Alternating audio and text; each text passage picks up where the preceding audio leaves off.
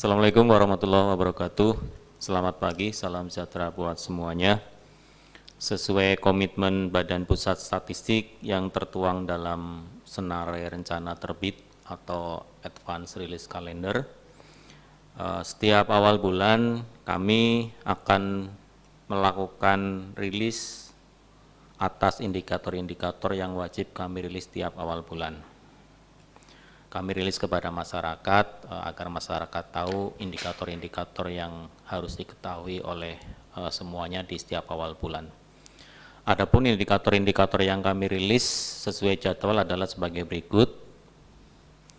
Yang pertama, indeks harga konsumen atau inflasi. Yang kedua, nilai tukar petani. Yang ketiga, perkembangan pariwisata. Yang keempat, perkembangan transportasi. Baiklah, kita mulai dari indikator yang pertama, yaitu perkembangan indeks harga konsumen atau inflasi.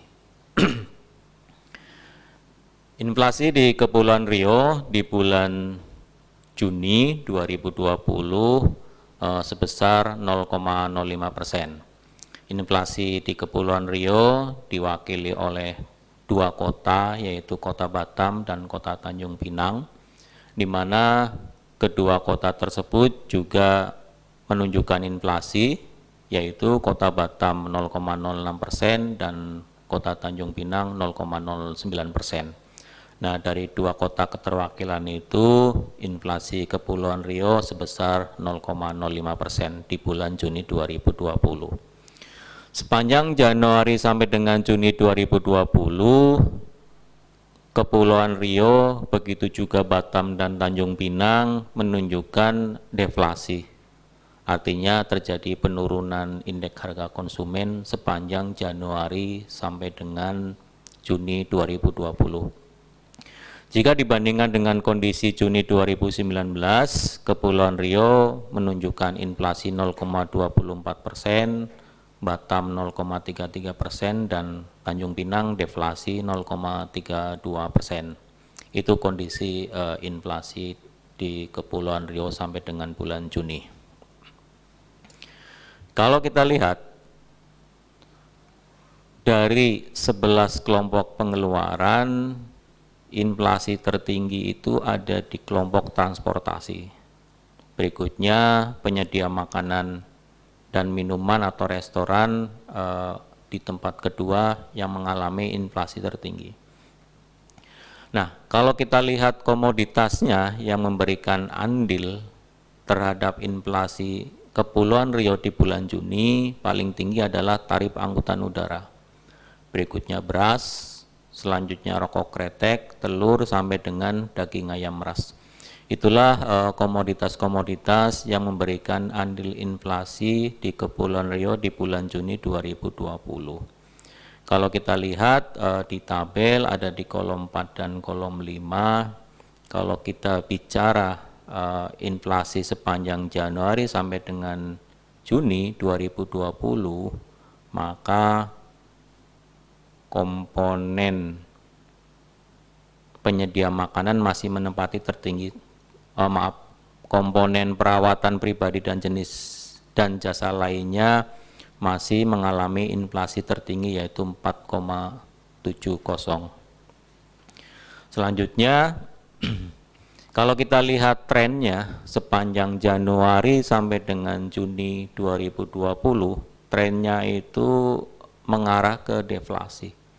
Ini tentunya menjadi kewaspadaan kita bersama. Kalau trennya terus mengarah ke deflasi, tentunya akan berpengaruh terhadap daya beli dan sebagainya. Nah, sepanjang Januari sampai dengan Juni 2020, emas perhiasan masih memberikan andil terbesar di dalam komponen inflasi deflasi di Kepulauan Riau. Itu sepanjang Januari sampai dengan Juni 2020. Nah, kita ke indikator yang kedua, yaitu nilai tukar petani.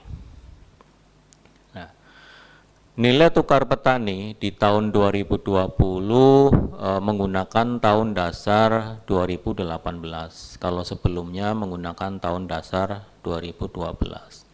Nah, kenapa kita merubah tahun dasar? Tentunya kita melihat kondisi umum yang terjadi yang menyangkut perubahan pola produksi, pola biaya produksi, dan pola konsumsi rumah tangga pertanian. Kondisi-kondisi umum inilah yang membuat kami merubah tahun dasar ke tahun dasar 2018.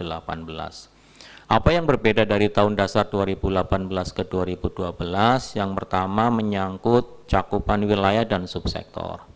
Kalau di 2012 kita hanya mencakup 33 provinsi, 5 subsektor, di 2018 sudah menjadi 34 provinsi dengan subsektor yang sama. Yang kedua, jumlah komoditasnya bertambah, baik dari sisi produksi, konsumsi, maupun biaya produksi. Yang berikutnya, klasifikasi konsumsi rumah tangganya berubah. Dari 2012 itu hanya 7 kelompok pengeluaran sesuai dengan KOIKOP gitu ya, menjadi 11 kelompok pengeluaran untuk tahun dasar 2018. Dan yang terakhir, yang berhubungan dengan komponen konsumsi rumah tangga. Kalau tahun 2012 kami tidak memasukkan jasa keuangan, di 2018, tahun dasar 2018 kami memasukkan komponen jasa keuangan. Kita lihat NTP bulan Juni di Kepulauan Riau berapa. Untuk nilai tukar petani sepanjang bulan Juni 2020 secara umum mengalami penurunan sebesar 0,56% dibandingkan bulan sebelumnya. Kita lihat penurunan itu ada di kelompok mana saja, ada di kelompok tanaman pangan, hortikultura, tanaman perkebunan rakyat, dan pembudidaya ikan. Sedangkan kelompok peternakan, perikanan, dan nelayan mengalami kenaikan dibandingkan bulan sebelumnya. Di sini kita lihat bahwa NTP untuk kelompok-kelompok tanaman pangan, hortikultura, peternakan, perikanan, nelayan, dan pembudidaya ikan nilainya masih di atas 100, artinya daya tukar produk-produk yang dihasilkan dari kelompok tersebut masih lebih besar dibandingkan dengan biaya untuk konsumsi dan untuk produksi, karena nilainya masih di atas 100. Tapi secara umum nilai tukar petani di Kepulauan Riau di bulan Juni dibandingkan bulan sebelumnya mengalami penurunan sebesar 0,56%. Selanjutnya kita lihat nilai tukar usaha petani. Jadi nilai tukar usaha petani ini hanya memperhitungkan komponen-komponen yang berhubungan dengan produksi saja. Polanya masih sama dengan NTP-nya, hanya mungkin besarannya yang sedikit berbeda. Untuk tanaman pangan, horti, tanaman perkebunan rakyat, dan pembudidayaan ikan mengalami penurunan dibandingkan dengan kondisi bulan sebelumnya, sedangkan untuk peternakan, perikanan, dan nelayan mengalami kenaikan. Tapi secara umum NTUP di Provinsi Kepulauan Riau sepanjang Juni 2020 mengalami penurunan sebesar 0,66%. Selanjutnya kita lihat trennya sepanjang Januari sampai dengan Juni 2020, tren nilai tukar usaha pertanian itu terus mengalami penurunan. Trennya ke arah penurunan. Tentunya menjadi perhatian kita bersama nantinya kalau trennya terus mengalami penurunan. Kita juga menghitung inflasi di tingkat pedesaan. Kalau yang IHK tadi adalah inflasi di tingkat perkotaan sebesar 0,05% tadi. Nah, sekarang inflasi di tingkat pedesaan ternyata berbalik arah. Kalau di tingkat perkotaan adalah inflasi, kalau di tingkat pedesaan justru mengalami deflasi sepanjang atau selama bulan Juni tahun 2020. Kalau kita lihat sepanjang tahun kalender, berarti dari Januari sampai dengan Juni 2020, ternyata mengalami inflasi di pedesaan. Begitu juga untuk year on year-nya mengalami inflasi sebesar 1,57%. Indikator berikutnya adalah perkembangan pariwisata. perkembangan pariwisata di bulan Mei terhadap bulan April sudah ada tanda yang cukup mengembirakan, walaupun peningkatannya relatif kecil ya, cuma hanya 600 orang atau naik sekitar 57,86%. Itu dari Mei 2020 terhadap April 2020. Kalau kita lihat year on year-nya, jadi Mei 2020 terhadap Mei 2019 itu masih tetap turun sebesar 99,20%. Jadi dari 225.171 orang menjadi 1.798 orang. Itu kalau kita lihat year on year. Kalau kita lihat jumlah kunjungan wisatawan kumulatif sepanjang Januari sampai dengan Mei 2020 itu mengalami penurunan sebesar 64,74%. Kalau kita lihat di data di bulan Januari sampai dengan Mei 2019 itu ada 1.140.760 kunjungan. Sedangkan di bulan Januari sampai dengan Mei 2020 hanya 402.200 kunjungan. Terjadi penurunan sebesar 64,74%. Kalau kita lihat kunjungan Wisman sepanjang bulan Mei 2020 itu hanya Batam yang menjadi pintu masuk. Jadi dari 1.798 orang itu di bulan Mei 2020 semuanya masuk melalui pintu masuk Batam. Kalau Tanjung Pinang, Bintan, dan Karimun tidak ada Wisman yang masuk dari sana di bulan Mei 2020. Kalau kita lihat komposisi Wisman menurut kebangsaan, di bulan Mei 2020 ada satu tren yang menarik, yaitu Wisman yang berkebangsaan Filipina ada 21 dari 1.798 Wisman yang berkunjung selama bulan Mei 2020. Sisanya ada Singapura 2, Malaysia 7, dan India ada 5 orang. Itu kalau kita lihat komposisi Wisman menurut kebangsaan. Kolom 5, 6, 7, 8, 9, dan 10 bisa dilihat persentase perubahannya dari tiap negara. Selanjutnya kalau kita lihat kumulatifnya sepanjang Januari sampai dengan Mei 2020, dari 402.200 Wisman itu Singapura tetap mendominasi. Jadi Wisman dari Singapura tetap mendominasi sebesar 45,865%, masih mendominasi. Walaupun dibandingkan dengan Januari Mei 2019 memang mengalami penurunan, tapi tetap komposisinya tetap tidak berubah, bahwa wisatawan dari Singapura tetap mendominasi kunjungan ke Kepulauan Riau. Selanjutnya dari perkembangan tingkat penghunian kamar atau TPK, terjadi penurunan TPK atau tingkat penghunian kamar dari bulan Mei terhadap April 2020, yaitu turunnya sebesar 1,46 poin, dari bulan April sebesar 11,37% menjadi 9,91%. Ada penurunan sebesar 1,46 poin untuk bulan ke bulan Mei ke bulan April 2020. Sedangkan kalau kita lihat di bulan Mei 2020 terhadap bulan Mei 2019 atau year on year, itu terjadi penurunan sebesar 32,22 poin, dari 42,13% menjadi 9,91%. Itu kalau kita lihat year on year-nya. Kalau kita lihat indikator berikutnya yang berhubungan dengan pariwisata adalah rata-rata lama menginap. Nah, kita lihat di data bahwa rata-rata lama menginapnya turun 0,18 dari 2,39 hari atau 2,40 hari ada di kolom 7 menjadi 2,22 hari. Itu rata-rata lama menginap tamu asing dan tamu Indonesia di Kepulauan Riau. Selanjutnya indikator yang terakhir adalah perkembangan transportasi di Kepulauan Riau.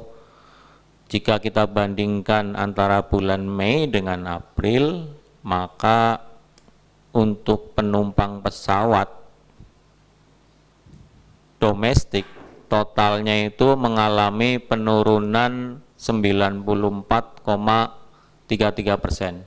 Bisa kita lihat di slide selanjutnya bahwa bulan April 2020 itu ada sebanyak 94.802 orang penumpang, tapi pada bulan Mei 2020 totalnya itu turun menjadi 5.378 penumpang pesawat. Itu yang total pesawat domestik. Kalau kita lihat, kita rinci menurut kedatangan dan keberangkatan, bisa dilihat seperti itu, semuanya juga turun. Untuk yang pesawat internasional, penumpang pesawat internasional terjadi kenaikan 1 orang dari 29 ke 30, dan untuk yang pesawat datang dirinci menurut pesawat datang dan menurut pesawat berangkat. Nah, seperti itu, komposisinya seperti itu. Terjadi kenaikan jumlah penumpangnya untuk kondisi Mei 2020 dibandingkan dengan April 2020. Jadi saya ulang, yang domestik terjadi penurunan, yang pesawat internasional terjadi kenaikan jumlah penumpangnya. Selanjutnya untuk angkutan laut. Untuk angkutan laut polanya masih sama, hanya di sini kelihatan bahwa semuanya menurun dibandingkan dengan April 2020. Kalau kita lihat di bulan Mei penumpang kapal yang domestik ada 103.104 orang, padahal bulan sebelumnya di bulan April ada 148.271. Artinya ada penurunan sebesar 30,46% di situ.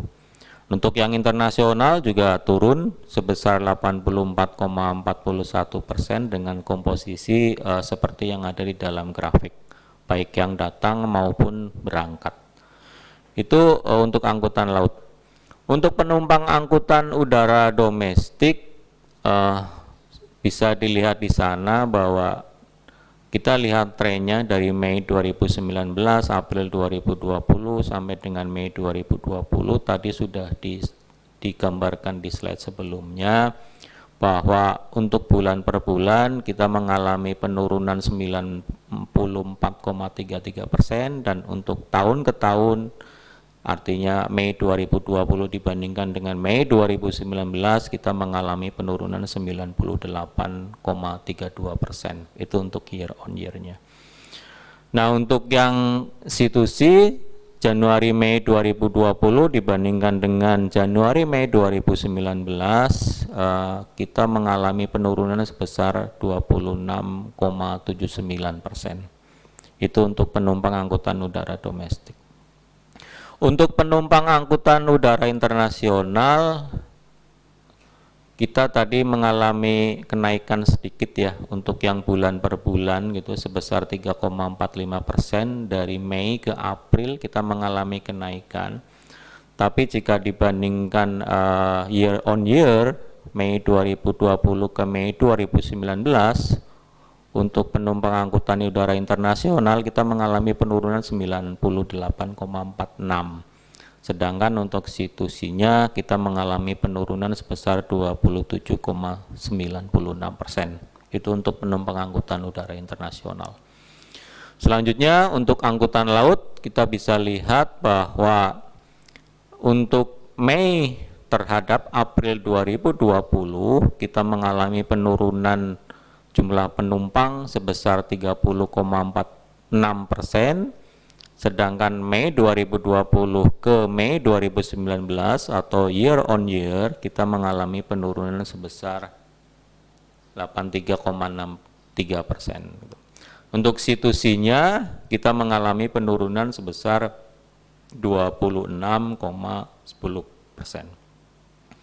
Untuk yang internasional, angkutan laut internasional polanya sama, kita mengalami penurunan dari Mei ke April sebesar 84,41%, Dan untuk year on year-nya Mei 2020 terhadap Mei 2019 kita mengalami penurunan 99,69%.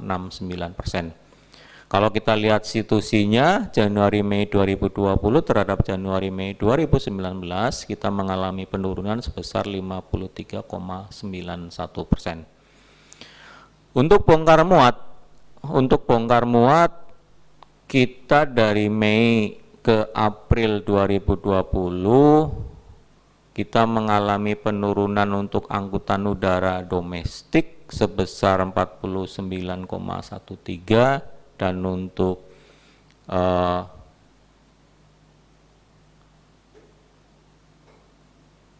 muatnya itu tadi yang untuk bongkarnya kita mengalami penurunan 49,13, sedangkan untuk muatnya kita mengalami penurunan 58,11. Untuk internasional, untuk kegiatan bongkarnya kita mengalami penurunan di bulan Mei, tidak ada kegiatan bongkar di sana untuk yang internasional. Sedangkan untuk yang muatnya kita mengalami kenaikan di sana. Dari tidak ada menjadi ada untuk kegiatan internasional. Untuk angkutan laut internasional, untuk bongkar muatnya kita dari Mei 2020 ke April 2020 untuk bongkarnya mengalami penurunan, begitu juga untuk muatnya juga mengalami penurunan sebesar 42,51 dan 16,68%. Begitu indikator yang kami hasilkan dan kami rilis sesuai komitmen kami setiap awal bulan. Semoga berguna bagi masyarakat semuanya, bagi pemangku kebijakan untuk menentukan kebijakan yang tepat terhadap gambaran yang telah kami potret sepanjang Mei atau Juni 2020. Terima kasih atas perhatiannya. Untuk pertanyaan lebih lanjut nanti kita bisa lakukan live chat atau melalui email atau melalui website yang ada di tampilan berikut ini. Terima kasih atas waktu semuanya. Saya akhiri. Assalamualaikum warahmatullahi wabarakatuh. Selamat pagi.